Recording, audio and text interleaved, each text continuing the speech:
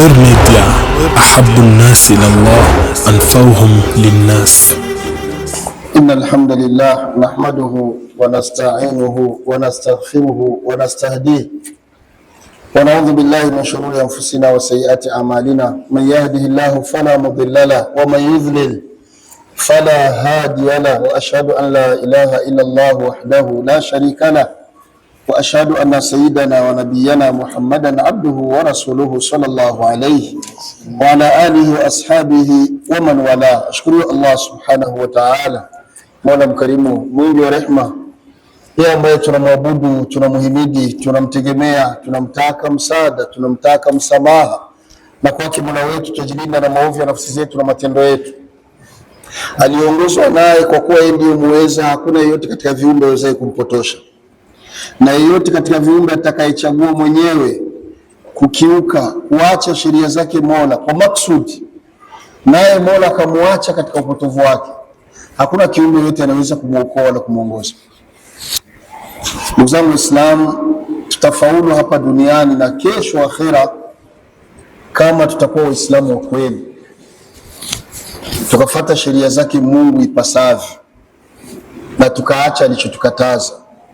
Kifo kikatudiriki tuko katika hiyo hali, hapo ndio tunakuwa tumemaliza vizuri. Allah atupe sote mwisho uliokuwa mwema. Ndugu zangu, na kuhusieni usia mfupi. Tuko katika zama za fitna, ulimwengu wa mwisho. Alisema Mtume Muhammad miaka hiyo kabla ya miaka 1400 kwenye karne ya kwanza, Mtume alisimama mbele ya maswahaba akatangaza. Mtume akasema, bu'ithtu ana wasaa kahatain. Mtume anawaambia maswahaba na Waislamu, bu'ithtu, nimetumwa na Mungu kuwa mtume kwenu, mimi Muhammad sallallahu alaihi wasallam, wasaa, na kiyama. Ubwelisi, nimetumwa mimi kuwa mtume na kiyama tumeambatana hivi. Akaonesha kwa vidole viwili. Kwa maana nyingine, kama huyu ndio mtume na hiki ndio kiyama, ili kiyama kitufikie kadibaki haka. Haya maneno wameyasema kabla ya miaka 1400, yani karne 10 na ngapi? 14. Akaonesha hivi, yani kadibaki haka. Hii baada ya karne 14 na sasa kadibaki kiasi gani? Yani pengine tuko huko. Na ndio maana alamatu saa, dalili za kiyama alizofunza Mtume Muhammad, ambazo ziko aina hizi mbili, ziko kubwa kubwa, alamatu saati kubra, kubwa kubwa, wa alamati saati sughra, na alama za kiyama, dalili kwamba kiyama kinakaribia, ziko ndogo ndogo. Zile ndogo ndogo zote alizotaja Mtume, hakuna hata moja haijatokea, zote zishatokea zote. Miongoni mwa hizo ndogo ndogo Mtume alionyesha kwamba zitakuja zama watu watakuwa wamevaa ili hali wako uchi. Tunaishi tunawaona mtu anavaa yana kama kavaa nguo, lakini ukimwangalia na yuko macho ya mbali. Zipo, zitakuja zama ambazo watoto hawataheshimu wazazi. Zitakuja zama, tulishazidiriki ndani ya nchi, ndani ya nchi yetu tulishazidiriki. Mtume anasema sayati zaman, zitakuja zama la yadri alqatil limadha qatala wala almaqtul limadha qutila. Mtume alisema kabla ya miaka 1400 zitakuja zama mtu atakuwa anamuua mwingine. Huyu mwenye kuua hajui kwa nini ameua, anakutana tu na mtu anakura umuua jiji kwa ile wameishi, hana majibu. Je, na akuli kumbusi sasa yule muua alikukosea nini? Na mimi nimeshaonitoleke nini?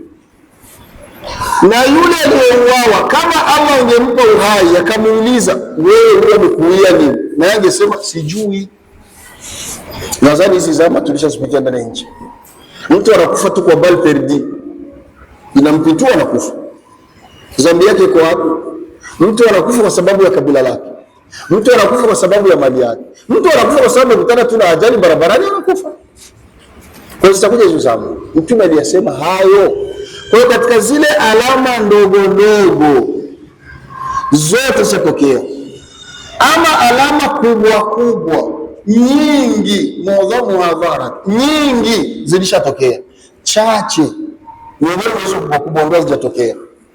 Katika zile ambazo bado ni nuzulu ya Isa ibn Maryam, ujio tena wa Isa, lazima atakuja kama kisi dini ilivyotufunza, lazima naye aje, ni binadamu, lazima ashuke ili naye aje afe, azikwe hapo. Hilo bado. La pili, mtume akasema tuluu shamsi min maghribiha, siku ambayo mtaamka asubuhi alafu jua linachomozea kule ambapo linazamiaga. Kwa Burundi mathalan, jua linachomozea ni wapi? Mashariki, si ndio hivyo? Linazama hapa milima ya Kongo. Siku mtaamka mkiona jua linachomoza pale, usingoje hata kusali wala kusoma Qur'an wala kufanya dhikr. Mlango wa thawabu na dhambi unakuwa umefungwa, biashara imekwisha. Yaani hayo kitokea tu wewe basi, lako limekwisha. Hiyo bado. Hilo alijatokea. Na kuna khilafu yale ambayo yalishatokea au bado, miongoni mwa makubwa makubwa. Allah, moto. Mtume alisema katika dalili kubwa za kiyama, utatokea moto ambao utateketeza kila kitu. Watu kwenye yote bora kimbilia na leo moto utakuwa huko. Kuna baadhi ya maulama wanasema ndio moto ambao unatokea sana katika nchi ya Marekani na nchi zile za kontina Amerika kule, kuna nyakati moto unatokea bila sababu. Na kuna wengine wanasema bado, ule aliyokusudia mtume bado. Na miongoni mwa zile bado ni khuruji ya Ajuj wa Majuj, ambao na wenyewe watakuja, watateketeza kila chikiletwa maji, watateketeza. Kikubwa ni nini? Na kuhusieni bila kusahau nafsi yangu. La kwanza, omba sana dua, katika dua zako Allah asikubakizi mpaka huo wakati. Maana kuna watu hawataki kufa, lakini la ajabu wanataka pepo. Wanataka pepo, Mungu mjalie wa peponi, lakini hataki kufa. Na haiwezekani uende peponi bila kufa. Hiyo pepo utaipataje? Kwa nini usifiki moyo wakati? Mtume Muhammad kwenye hadithi alisema la taqumu saa illa ala shirari khalqi, kiyama hakitotokea isipokuwa kwenye mgongo wa ardhi kuna watu wachafu. Kwa hiyo kikitokea uko hai, wewe ni mchafu. Kwenye riwaya nyingine mtu anasema wa fihim taqumu saa, watakapokuwa watu wachafu ndio wamebaki kwenye ulimwengu, ndio kiyama kitafika. Kwa nini ndugu zangu Waislamu? Kwa sababu huruma wa Allah umevuka mipaka. Allah ni arhamur rahimin, yaani huruma wake hauna kifani, umevuka mipaka. Sasa kutokana na huruma wake umevuka mipaka, Allah ataenda anawatoa waja wake wacha Mungu mmoja baada ya mwingine, ili wasikutani na misukosuko ya kiyama. Kwa sababu Allah anajua wacha Mungu kati yetu ni kina nani, atamtoa mmoja baada ya mwingine, mmoja kwa sababu wapenda waja wake, mpaka unabakia wale wachafu. Basi mko hivyo, wale ndio wanabakia duniani, kisha kiyama kinafika. Ndio maana usioni kikafika huko hai. Yaani ukiwa hai, hiyo ni dalili tosha kwamba wewe ni mchafu. Allah atupe mwisho uliokuwa mwema. Usiangu wa pili, ndugu zangu Waislamu, shikamaneni sana na misikiti, hasa wanamume. Iko ile hadithi ambayo tulishaisomesha na mara nyingi sana, sabahatun yudhilluhumullah fi dhillihi yawma la dhilla illa dhilluh. Nazana julikana watu wa aina saba ambao Allah ataweka chini ya kivuli chake siku hiyo ya kiyama, siku ambayo hakuna kivuli isipokuwa kivuli cha nani? Cha Allah. Katika hao saba Mtume akasema wa rajulun qalbuhu muallakun bil masajid, wa rajulun, na Muislamu ambaye sana mara nyingi utamkuta msikitini. Yani hata kama sio wakati wa sala, akishamaliza kazi zake unamkutana kwa zake msikitini, hata akitaka kupumzika msikitini, kwa sababu msikitini ni nyumba ya nani? Ya Allah. Wa anna almasajida liman lillah. Jitahidi uwe mgeni wa Mungu, penda sana msikiti. Ukipenda sana msikiti, siku ya Kiyama utakutetea mbele ya Allah Subhanahu wa Ta'ala. Sawa, msikiti umeeleza masharti au bado unajengwa, ni msikiti, ni nyumba ya Mungu. Mjitahidi sana, na hasa kwenye sala za jamaa. Allah tujalie miongoni mwa wale wakielekezwa kwenye haki wanafuata, na wakielekezwa kwenye batili wanajitenga mbali. Inshallah tuendelee na darasa letu, na leo tunasoma babu adabu shurbi, mlango wa adabu za kunywa. Wiki imeisha tulisomeshana adabu za kula, tukamalizia pia kwenye sunna za kulamba nini, vidole. Nadhani nakumbuka. Inshallah leo tusome kuhusu vinywaji. Naam. Bismillah walhamdulillah wassalatu wassalamu ala rasulillah sallallahu alayhi wasallam. Qala Shaykh rahimahullah, babu adabu shurb. Naam, mlango wa masuala ya kunywa. Naam, albatu bil ayman am al akbar. Naam, faida ya 97. Na hili darasa ni muhimu sana ndugu zangu. Tushikamane na sunna ndio tutafaulu duniani na akhera. Tushikamane na sunna ndio tutafaulu duniani na akhera. Maudhui yetu inakuja albidu bil aymani au al akbar, kwenye masuala ya kunywa. Watu wengi, kuna wakati tuko vijiweni, na pale vijiweni kuna wakati mnakunywa kahawa, kuna wakati mnakunywa teveri mnaitanyie chai ile ya kijani, na kuna wakati mnakunywa maji.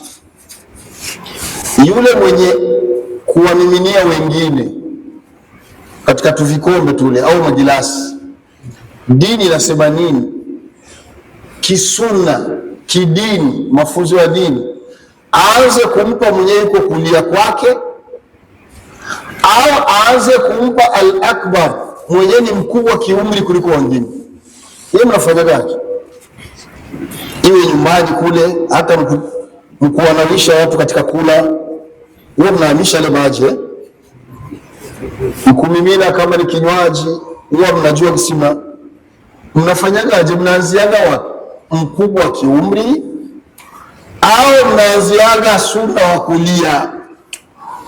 Alafu tuingie kwenye maudhui ili tuone tunapatiana. Juu tatizo la Uislamu tuko nalo, tunaulizaga tulishatekeleza. Ndio Uislamu tabia yao. Kwanza mshatekeleza, alafu kimpata shekhe nikuulize sasa. Ndio matatizo yao. Wakati kidini tulitakiwa kwanza tujue, alafu ndio tukatekeleza. Tayeb, mnafanyaje? Mkubwa kiumri. Nadhani ndio hivyo watu wengi. Hata ukidinua ukiwa hata kuna baba mkubwa na baba mzazi na nani, ukimbelekana mzee wako kwambia anzia kwanza kwa baba mkubwa. Nadhani wengi ni hivyo. Dini inatufunza hivyo. Hizo ni mila. Sio kama naeleweka Na wakati wowote mila itaenda kinyume na mafunzo ya dini, mila tunatia pembeni, tunafuata dini. Kwa hiyo wewe mwenye kuwamiminia wale, iwe chai, iwe kahawa, iwe nini, wewe sunna inatufunza lazima uanzie kulia, hata kama atakayekuwa amekaa hapa kushoto ni mzee kongwe au ni kiongozi kwa madaraka, ndio kakaa kushoto kwako, lakini kulia hapa amekaa mdogo kiumri au kabwela, raia wa kawaida. Sheria inasema anzia huyo wa kulia kwako, ndio dini. Soma sasa tupate faida, maana kwenye dini kila kitu ni dalili. Naam, an Anas radhiyallahu anhu. An Anas radhiyallahu anhu. Wa Anas bin Malik tushamzungumza sana, tukasema alikuwa ni nani? Mfanyakazi wa mtume wetu Muhammadin.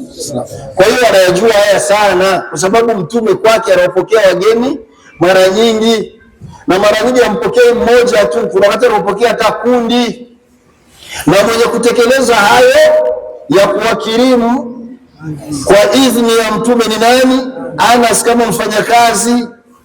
Kwa hiyo anatusimulia, anasema ni anna Rasulullah sallallahu alaihi wasallam, kwa hakika mtume wetu Muhammad sallallahu alaihi wasallam, rehma na amani zimwendee, utiya bilabanin qad shiba bima. Naam, siku moja mtume wetu Muhammad sallallahu alaihi wasallam utiya bilabanin, Mtume aliletewa maziwa ya mgando ambayo kadeshiba bima, ambayo waliyachanga kidogo na maji, kwa lugha nyingine ili yawe mengi. Na mara nyingi maziwa ya mgando wanapokuwa wanavuruga alafu wanaongeza na kuongeza. Kwa hiyo mtume alipoletewa hayo maziwa, Anas yupo, mtume anamletea maziwa. Ndugu zangu Waislamu, katika vitu mtume alikuwa anapenda kula, kwenye vinywaji mtume alikuwa anapenda kunywa maziwa, na kwenye chakula mtume alikuwa anapenda kula nyama ya mbuzi, ya kondoo, lakini mkono, sio shingo wala kidari, mkono. Kuna hikma ndani yake. Kwa wale vijana wajao watatuuliza baadaye, tutawaambia kwa nini mtume alikuwa anapenda ya mkono, hapendi ya mguu wala ya nini. Iko hikma, sio utumbo wala nini, ya mkono alikuwa anapenda sana mtume. Bali miongoni mwa sababu za kifo cha mtume wetu Muhammad annahu akala lahman masmuman inda yahudi. Mtume Muhammad sallallahu alikula nyama ya mbuzi ya kuchomwa ya mkono ambayo walikiribiwa na Myahudi wa kike. Tena Myahudi alimkaribisha mtume akaenda yeye na baadhi ya maswahaba wake, alafu ile nyama akawa aliipaka sumu, alafu wale wote walikula na mtume, wale wote walikufa. Lakini mtume Muhammad sallallahu kwa amri ya Allah na kadari yake, yeye hakufa kwa ile tokeo. Allah akampa kwanza muda, lakini wakati aliugua ugonjwa ambao ulikuwa ni sababu ya kifo chake, alikuwa anasema mwenyewe kwamba anasikia athari ya maumivu tumboni ya ile sumu aliyokula. Kwa hiyo nasikia mpaka wenye kumtegea kwenye chakula walijua chakula gani anapenda.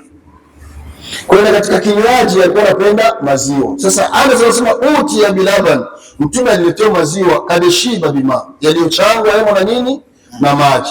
Wa an yaminihi arabi. Hapa sasa mtu anapenda wa an yaminihi, wakati mtume anapewa ile maziwa kuliani mwake mtume hapa, kama alivyokaa mzee wangu hapa, palikuwa arabiyu, yani palikuwa mtu wa vijijini, kampanyari, yani mtu hata Madina hajulikani, mtu wa bushkanti huko amekuja tu kutembea Madina na nini, kaja kusalimia mtume, karibu, akajikutana kwa bahati nzuri kaikaa kulia kwa mtume, kaka zake hapa kuliani yuko ambaye hawamjua hata ni nani. Wa an yasarihi Abu Bakr radhiyallahu anhu, huku kwenye kushoto kwa mtume amekaa Abu Bakr Siddiq radhiyallahu anhu. Na nyinyi mnamjua Abu Bakr ni nani? Hakuna swahaba alikuwa anamshinda ubora Abu Bakri, bali mtume hata kwenye shura kama Abu Bakr hajaongea mtume hakubali. Lakini Abu Bakr anajifuta amekaa hapo kushoto kwa mtume, kulia kakana Arabu, kampanyari, mtu wa vijijini wasomi, yani wamjua atakumjua thamani yake. Matokeo fasharib, yale maziwa mtume alipiga bismillah akanywa yale maziwa. Baada ya kunywa, thumma ata al-arabi. Hapo sasa thumma ata, mtume akuwa mroho, alikunywa akaacha yenye wapa hawa wawili hapo, lakini akaanzia nani? Thumma ata arabi, akampa yule vijijini, akampa Abu Bakr. Pamoja na kuwa Abu Bakr ni bora kuliko, pamoja na kuwa Abu Bakr ni mkubwa kiumri kuliko, akampa nani? Huyu wa vijijini. Baada ya kumpa huyu yuko anakunywa, wakala mtume akasema ni al-ayman. Sunna jamani, kulia. Yani ili kwa Abu Bakr ni binadamu kasingika kitu. Kwa nini mzee tena hivi? Maana kuna watu wanaita tabia, yani unaanza katoto na sisi tuko hapa, nadhani wako hao watoto wao wanapeleka kwa madawa au unataka kutuonesha nini? Kumbe unamtoa ile hofu. Mtume akasema al-ayman fal-ayman, kwanza kulia. Kisha baada ya kunywa ile kubaki, ndio mtume akachukua kama akampa na Abu Bakr. Mungu atamuona kuna watu wasamisi nitatia mdomo kwenye mtia kampanya. Lakini Abu Bakr alikunywa kwa sababu amepata nini? Mafunzo. Kwa hiyo tumepata hapa faida kwamba kidini hata akiwa mwenye yuko kushoto ni kiongozi, ni mkubwa kiumri, sunna ni kutangulia wapi? Kulia. Naam. Qala Sheikh al-Albani rahimahullah. Naam, Sheikh al-Albani akasema nini? Muakidan ala ahmiyati al-bad'i. Alizungumzia hilo kwa kukazia umuhimu wa kuanzia kulia. Akasema fi hadha alhadith, naam, katika hii hadith nasun ala anna as-saqi yabda an yamin. Naam, nasun yani ni dalili, ni nas inaonyesha kwamba ala anna saqi, kwamba yule ambaye anawamiminia wengine ni lazima aanzie kulia. Kwa hiyo na wewe unapokuwa unaenda kuwanawisha hata watu, tizama kuliani kwako ndio unamimina, unakwenda kulia.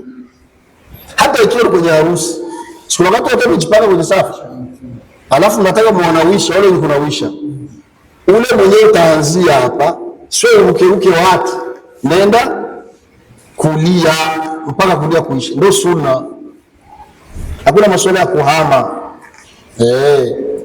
Na ikiwa ni nyumbani ni hivyo hivyo, mmejitenga mnataka kula, bahati nzuri au mbaya, wale vijana wengi walikuandaa maji ya kunawa na chakula ameyaleta akayaweka labda mbele ya, na pengine kuna watu wazima wako, kuna kiongozi pale, kuna shekhe huku, kuna mufti huku, kuna baba, kuna nani. Sasa kuna watu wanaona tabia kutaka kunyanyua, anaambia anza hapo hapo, alafu tunaenda wapi? Kulia. Ndio dini, hakuna kuhamisha maji. Ndio dini imetufunza hivyo. Na atakayepinga sunna ya Mtume Muhammad atajikuta amezama kama mtoto wa Nuh. Maana sunna kwenye zama zetu za fitna, wanasema as-sunnatu kasafinati Nuh, faman rakhiba fiha naja wa man lam yarkab gharaq. Kutumia sunna kwenye zama zetu ni kama mfano wa safina ya Nuh. Kila aliyopanda mwele safina ya Nuh bato bado aliokoka. Kwa lugha nyingine, kila atakayefuata sunna kwenye zama zetu ataokoka, na kila ambaye hakupanda kwenye safina ya Nuh gharaq, yasoni nuri, alizama. Kwa maana kila ambaye hatatekeleza sunna hizi zama za fitna utakwisha, utaharibikiwa. Allah atulinde. Naam. Kwa hiyo Sheikh Nasruddin Al-Albani anasema nasu ala anna saqi yabda an yamini, anaanzia kulia kwake. Walaysa bikabir, walaysa bikabiril qawmi. Rudie neno walisikia, walaysa bikabiril qawmi. Anasema kwamba kisuna sio kuanzia mkubwa wa kiumri kati yenu, sio hivyo. Sheikh Albani anakataa, bali sunna ni kuanzia wapi? Kulia kwa yule ambaye anahudumia wengine, sio mkubwa kiumri. Ndio maana mafunzo kwamba haya kawafunzeni na watu wa nyumbani wayajue, maana kuna wazee hawayajui na kuna vijana wengi hawayajui, yale tu tunaenda tu kimilamila na nini. Kwa hiyo inabidi tubadilike. Naam, au a'lamuhu, wala Sheikh Albani anajikatalia sema wala sio sunna kuanzia kwa a'lamuhum, yani msomi zaidi kuliko wengine. Maana kuna wakati mnatabia tukiwa kwenye harusi au kilioni, wakati kuna harusi unasikia mtu anasema shekhe yule kule, nadhani zile bia ziko unamwona shekhe, na unamwona kijana anapasua watu, anamfuata nani? Shekhe anakuambia hapa a'lamu. Sio hivyo, sunna ni kuanzia wapi? Kulia. Kwa hiyo nawe ni shekhe atadawa sasa tafikiriwa, lakini watu waanzie pale pale kulia. Maana na imani video itakuja na harusi zitakuwepo. Sawa jamani, tutumie sunna. Tukishakumshana mara nyingi tunasema sunna kama ukitekeleza utasahau. Naam, au afdaluhum, wala kisunna sio kuanzia yule mbora kuliko nyie. Yaani mbora kuliko nyie labda anaweza kuwa mheshimiwa, mko mkundi hapo mmekaa, labda kuna honorable mbunge yuko hapo, au kuna waziri au kuna gavana. Unaona watu tuanzie, hakuna. Sunna ni kuanzia wapi? Kulia. Naam. Wala dhalik jaa salafu salih. Anasema Sheikh Nasruddin Al-Albani Allah mrehemu, na hii sunna ndio walitumia waja wema waliotutangulia. Na tunaposema masalafu salih tunaanzia kwa maswahaba kule, na wale walikuja baada yao miongoni mwa waja wema wacha Mungu wenye elimu wenye kuipenda dini walitumia haya. Kumbe na sisi tubadilike. Naam, kama tarau fi musannaf ibn abi shayba. Naam, kama alivyosema Sheikh Nasruddin Al-Albani, atakayetaka kupata faida zaidi arudie kwenye kitabu musannaf ibn abi shayba, kitabu cha 8 safa ya 223. Utayakuta yote hayo kwamba waliotangulia katika waja wema walikuwa wakifanya hivyo. Naam. Rawa Muslim wa Abdurrazzaq. Naam, wakad rawa Muslim wa Abdurrazzaq wal Humaydi fi hadith Anas mushar ilayhi. Naam, hawa watatu walipokea hadithi ya Anas, wanazungumzia wanasema nini? Anna Nabiy sallallahu alayhi wasallam lamma shariba, pindi ambapo mtume wetu Muhammad sallallahu alayhi wasallam alipokunywa yale maziwa, kana ala yaminihi arabi. Naam, kuliani kwake palikuwa yule Arabi, yule bidui wa porini, wa an yasarihi Abu Bakr. Unaona hiyo mtihani. Hii ni waya ya pili inasema kwamba wakati mtume anakunywa yale maziwa, kuliani mwake alikuwa ni yule bidui tumesema. Kusoto hapa alikuwa ni Abu Bakr Siddiq. Naam. Watujahi ikra, na mbele yake mtume hapo mbele alikuwa Umar ibn Khattab radhiyallahu anhu. Yani mtume amekaa hapa Arab, hapa Abu Bakr, hapa nani? Umar. Alafu ile kwenye maziwa amepita hapa akamkabidhi mtume. Na sisi wote tunaamini kwamba afdal hadhihi al-umma baada rasulina Muhammadin sallallahu alaihi Abu Bakr thumma Umar. Na zaidi imani yetu kwamba mbora katika umma huyu wa Kiislamu baada ya mtume anayechukua nafasi ya kwanza ni nani? Ni Abu Bakr. Anayechukua nafasi ya pili ni nani? Umar. Unaona wote walikuwepo, lakini kuna kabwela yuko hapo. Maadamu tu yuko kuliani, mtume akutazama ubora wa jamaa alianzia na huo wote mwenyewe mtume anafunza umma. Naam. Faqala ya Rasulullah. Kwenye hii hadithi sasa ya pili anasema huyu jamaa baada ya kumpa mtume akanywa, mtume alichukua akamrudishia yale yaliyobaki yani. Maana Anas ndio kazi yake kufanya nini? Kuwapa. Anas alipopokea mtihani ukamjia kama mfanyakazi. Hapa kuna kigogo kusoto ambaye ni Abu Bakr. Na hapa mbele ya mtume kuna kigogo ambaye ni nani? Ni Umar. Kulia kwa mtume kuna kamera Arabi. Anas anajiuliza nifanyeje? Anas ni mtumishi wa mtume, anajua vizuri kama mtume kana yujibu at-tayammum. Anajua kama mtume alikuwa anapenda kutumia sana nini? Kulia. Ni hapa nafanyaje? Matokeo faqal, ameshachukua ile maziwa kutoka kwa mtume, akauliza akasema nini? Ya Rasulullah, ewe mtume Mwenyezi Mungu, uti Abu Bakr. Je, nimpe Abu Bakr? Anaomba ruhusa kwa mtume, nimpe sababu Abu Bakr yaanywe wa khasha an yuti al-arabi. Naam, Anas khasha an yuti al-arabi, aliyofia simpi huyu. Anamuomba sasa ruhusa mtume, ya Rasulullah, uti Abu Bakr, nimpe Abu Bakr. Mtume anasema nini? Faaba sallallahu alaihi wasallam, mtume akakataza hapana. Na Abu Bakr yuko anasema hapana, kisha akasema wa ati al-arabi. La, wa ata al-arabi. Baada ya mtume kukataa akafarika huyu akanywa.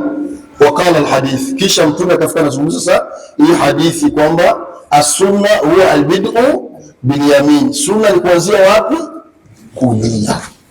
Badilikeni Muislamu, badilika, na ukiwahi safa wahi kulia, na wewe ukiwahi wahi kusoto, maadama kulia umesha kuwahi mtu mmoja baada ya muadhin. Njoo wewe ukija watatu, tizama aliyokim sala ni nani kati ya kulia na kusoto, wapi kuna idadi ndogo, ndio uende. Eske mmeeleweka? Ndio. Pendeni sana kwa mnatumia kulia. Maana kuna watu mna tabia, hata ukipewa lifti kwenye gari unataka ukae mbele. Sasa ikiwa ni boshe mbele, wewe umekaa kulia kusoto. Napenda sana kweni makini kule chumbani kwa wale wenye wake, mnapokuwa mnalala, wewe unalala kulia au kushoto? Sawa, kulia au mbele? Baba anasema kulia, lakini mimi ninavyojua watu wengi wasahau mwanaume analala. Sasa ikiwa mbele au kushoto unakuwa unalala, yaani unataka kujua kulia ni wapi? Ndio maana mkifika chumbani kwenu, mtizama kitanda chako, ukilala mbele umelala kulia. Na vile vile ukianza kulala, sunna ni kuanzia ubavu wa kulia. Mara kuna wengine subhanallah, akianza kulala utasema kapiga mbizi, tumbo ndo anaanza. Na mtume amekataza mwanamume kulalia tumbo. Mtume amekataza. bali Mtume kwenye hadithi alisema kwamba hayo ni kama hayatu ahlunnar, ni namna ambayo watu wa motoni watakavyokuwa wamekaa motoni, watalalia matumbo. Kumbe itokee kulalia tumbo, labda ulibiringita katika usingizi ya ujui, lakini sio wewe na michoko yako yetu na unalalia tumbo la juzu. Unaanza kulalia ubavu wa kulia. Allah tuelimishe mengi ya Ramadhani na tunufaishe kwa yote tutakayokuwa tumeelimisha. Tujaribu tubadilike, inshallah tutakuwa ni vizuri. Naam, wa fi riwaya katika upokezi mwingine alipokea Imam Muslim wa qala Rasulullah Mtume alisema al-aymanun Mtume alisema watu wa kuanzia kulia, watu wa ng'ambo ya kulia, watu wa ng'ambo ya kulia. Qala Anas bin Malik anasema nini? Fahiya sunna wa hiya sunna thalatha marat. Kwa hiyo kwamba sunna jamani ni watu wa kulia.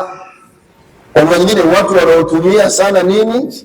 Kulia ndio sunna. Na ndio si dini imetufunza hata ukivaa kiato chako. Sunna ni kuanza kuingiza mguu wa kulia wa kiatu. Socks ukivaa anza mguu wa kulia. Sunna katika kuvua sasa kuvua kiatu au socks, sunna ni kuanza mguu wa kusoto katika kuvua, lakini katika kuvaa ni mguu wa kulia. Kwa hiyo hata mtoto wako unayemlea mdogo, ukikanulia viatu kakianza kusoto, zinia mguu wa kusoto huyu ili azoee. Nadhani tulizungumza sunna juma ambapo tukasema mpaka kwenye kupiga mswaki. Umechukua mswaki wako asubuhi, umetia dawa, unataka kupiga mswaki. Sunna ni kuanza kulia. Wewe unazelewa. Ukweli wewe unazelewa. Sikila mtu anajijua. Kwa hiyo unaanza mbele, wakiwa kinaume mbele tu hapa. Yaani mbele unashindwa kujua ni sunna au ni bid'a. Kimu. Lakini sheria ni kuanzia ndani ya kulia, ingiza kwanza huku. Alafu baadaye uhame. Ndio dini. Na mkawafunze na wake zenu pia, nadhani wanafuata. Mnapopaka wanja, sunna anzeni kulia. Sio unakwenda tu kichwa. Kulia, alafu ndio unahama na huko. Ndio dini. Kwa hiyo tukishikamana na sunna tutafaulu. Naam, na unapovaa shati lako, kanzu yako, joho yako, sunna ni kuanzia mkono wa kulia. Mtihani unakuja nafasi kama ukivaa triko itakuwa aje sasa? Nini kama umevaa ndugu yangu? Utaivaa. Lazima ianzie mkichwa, maana triko utaingiza mkono, utaingiza mkono. Haitawezekana. Lakini ikiwa shati, ikiwa koti, ikiwa joho, anza kulia, ndio sunna. Na katika kuvua ndivyo anaanzia kusoto, ndio dini. Naam. Faaqul. Naam, Sheikh Albani sasa anasema, yeye anasema faaqul.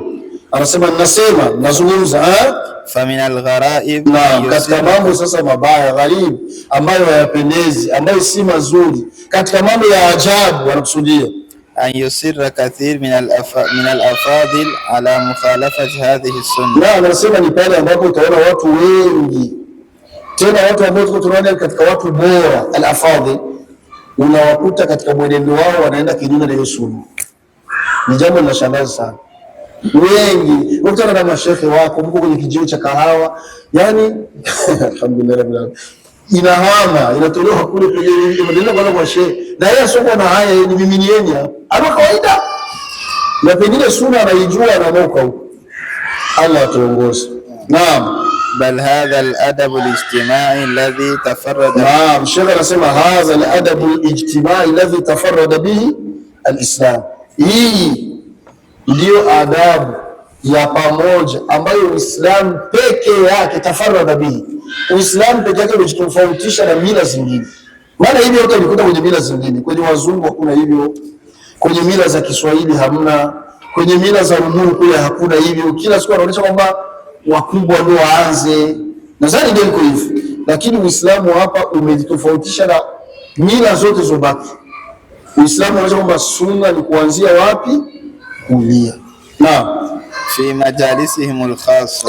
Unapokuwa umekaa sehemu zenu khasa, iwe vikao, vya familia, iwe vikao vya shura mnaita nyie mnapokuwa mnashauriana, iwe vikao vya makahawa, iwe vikao vya michezo, sunna ni kuanzia kulia. Naam, haithu la yakhsha an yaqa ay mahdhur fi al-amal bihi siwa mukhalafat adati al-aba wal ajdad. Naam, na anasema Sheikh katika jambo la ajabu pale pako watu bora, watu wenye elimu, watu wenye busara, lakini unakutana hawalitilii maanani hili swala la kuanzia kulia kwenye sunna, bali matokeo haithu la yakhsha, wanajikuta kwamba hawana hata hofu kama yatatokea makosa katika matendo, isipokuwa wao wanalinda sana kwamba wabaki kwenye mila ada za wababa zao, kwamba toka tumezaliwa sisi walikuwa wanaanzia wazee, tutabaki hivyo hivyo. Hakuna la kubaki hivyo hivyo. Dini kishakuja inakuja kubadilisha mila feki. Kwenye hili napenda kutoa nasaha bila kusahau nafsi yangu. Kuna mila kama hizo tulizozaliwa sisi, mila yetu ya Kiswahili, mtu kutania na binamu yake wanachukua ni jambo la kawaida. Na binamu tunasema ni mtoto wa mjomba au mtoto wa shangazi. Nadhani mizani zao inakuaga na hasa anapokuwa mmoja ni mwanamke mwingine ni mwanaume.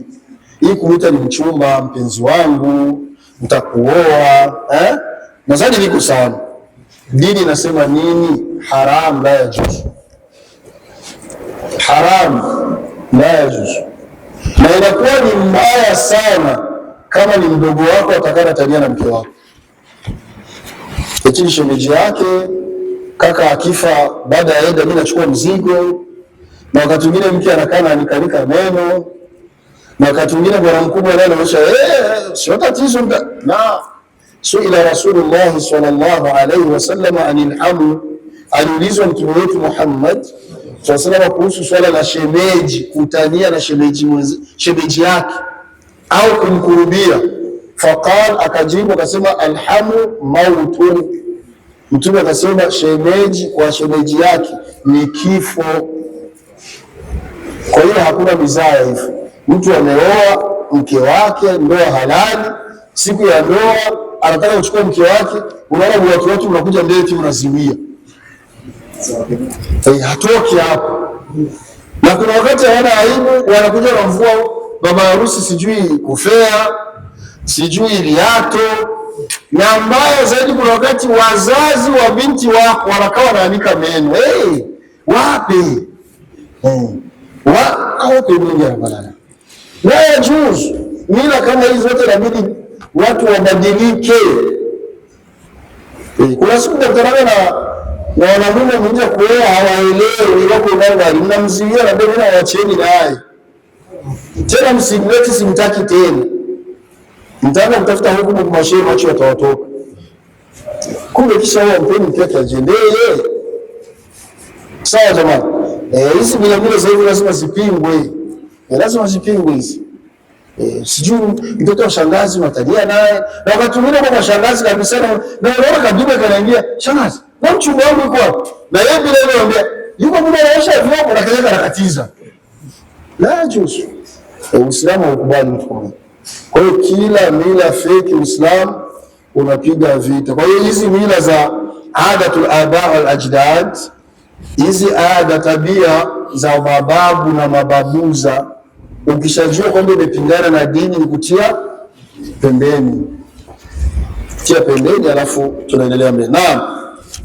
Maliza. Walaqad kana iraduhum an hadhihi sunna sahiha i'timadan minhum ala tilka alfalsafa allati nafaituha anifan. Naam, Sheikh anasema wazi, watu wengi wanaopinga sunna hiyo kuanzia kulia sana, ambayo ni sunna sahiha imethibiti kwa mtume, ni kwa sababu watu wana tabia za kufuata falsafa. Yaani ya maisha ya kizungu mlete nyinyi. Kule Ulaya ni hivi bana. Amjona kuna Waislamu wana tabia hata wakiwa sehemu ya harusi ya nini, wakishabibina maji yao na soda kwenye gilasi na wenyewe wanafanyaje? Unaitakaje ile? Ndio cheers au unaitaje? Afu mnagonga. Yaani mtu mzima na akili zake timamu. Ushindwe kutumia sura tu na astaghfirullah. Eti anagonga hivi. Na mtu anaona kabisa kapatia. Na kuna mwingine akishagonga anakunywa kidogo anadepose. Mwingine kama hajui anakunywa, unasikia anaweza kiwewe wanywaji wote. Yaani unachukua mtu wako wakati Uislamu una njia zake alifunza Mtume. Na ndio haya yako yanaharibika katika majumba yetu. Leo nyumba za Waislamu wengi kutia keki na kuwasha kama ni buji kama ni nini, kwa hoja kwamba mtoto anafanywa nini? Ile ndio tunataka. Unamfanyia nini? Birthday au anniversary. Hiyo mkiarabu tunaita ni maulid. Yaani uzao wa mtoto. Hakuna tofauti na ile tunasemaga ni bid'a, ambayo tunaongezana tu neno nabii, maulid nabii. Hakuna tofauti. Hii inakuwa ni maulid walad, uzao wa mtoto wako. Ni bid'a la yajuzu. Unakuta na mama barazani kwa kupuliza mipulizo, astaghfirullah. Kaenda kuleta na watoto wa jirani, ya mtoto wangu yuko na baba zinamtoka. Na hiyo nyumba inafanyika. Na hasa vile wanaume wengi ndio hivyo tena. Wengi hawana usemi kwenye manyumba yao. Allah anakuona unakaribisha ibilisi ndani ya nyumba.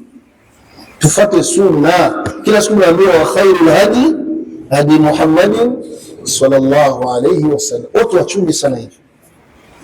Leo kuna wengine bidabida kwa kuja afu inakuja na nguvu, alafu mbaya mashekhe wanaiona wanakaa kimya, na vijana wanakaa kwenye madarasa wanakaa kimya, lakini iko inaenda inapanuka. Sio kama mshaona anapokuwa amefishwa mmoja katika vijana ambaye yuko katika moja miongoni mwa kundi au timu inachezaga mpira. Maana miongoni mwao hapo kuna makocha wa mpira na wachezaji wa mpira wao. Akifa mmoja siku ya kilio, watu wanabidi ya kwenda wamevaa majezi. Nadhani wao mnaviona.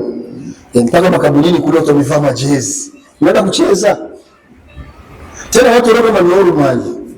Hii ni bid'a pia. Kwa sababu yule amekufa ni Muislamu. Na hawa wote wamekuja kwenye kilio ni Waislamu. Na ni haki ya Muislamu kwa Muislamu wenzake itibau janaiz, kushirikiza jeneza. Haya masuala kujitofautisha nyinyi na hao Waislamu wengine kwa hoja ya vazi la yajuzu. Tukiombeni dalili hamtaipata. Sasa tunasema tu tumeamua, mnaamua nini kwenye masuala ya dini? Kwenye dini hakuna kuamua tu. Na ndio yale yalikutwa ukiwa umeoa vibaya na mke wako akawa ni mpenda maharusi, anataka kila harusi avae sare kama wanavyoita, utaomba. Nadhani yako hivyo, kila harusi sare, kila harusi sare. Hayo yote mchunguze vizuri, hayana asili katika dini.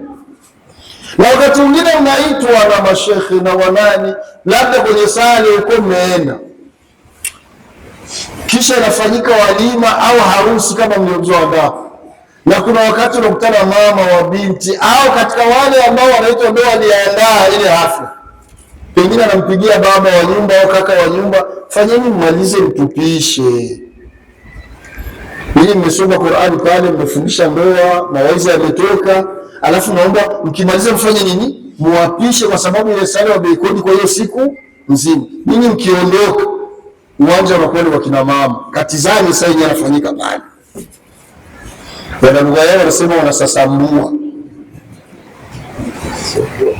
Na wanasasambua kweli. Alafu mnataka ile harusi iwe na baraka.